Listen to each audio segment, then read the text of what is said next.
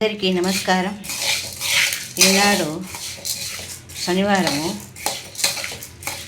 కందిపప్పు పొడి తయారు చేద్దామని కందిపప్పు, జీలకర్ర, మిరియాలు, ఎండుమిరపకాయలు, చింతపండు, తగినంత ఉప్పు వీటిని బాగా దోరగా వేయించుకొని మిక్సీలో పొడి కట్టుకొని పెట్టుకుంటే వేడిగా అన్నం చేసుకున్నప్పుడు అన్నంలోకి అంత పొడి వేసుకొని నెయ్యి వేసుకొని కలుపుకొని తినచ్చు. దానికి అప్పడాలు వేయించుకుంటే సరిపోతుంది.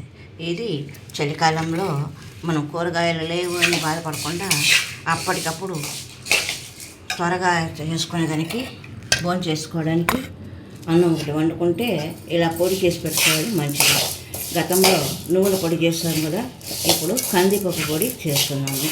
ఇక మా చిన్నతనంలో ఈ పొడిని ఎక్కువగా చేసి పెట్టుకునేవాళ్ళు మా అమ్మమ్మలు, నాన్నమ్మలు.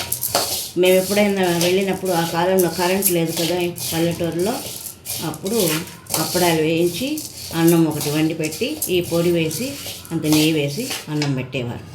ఇది మా అమ్మమ్మ నాన్నమ్మలు నేర్పిన వంటకం నాకు. ఈరోజు శనివారం కాబట్టి వెంకటేశ్వర స్వామిని ప్రార్థించుకుందాం.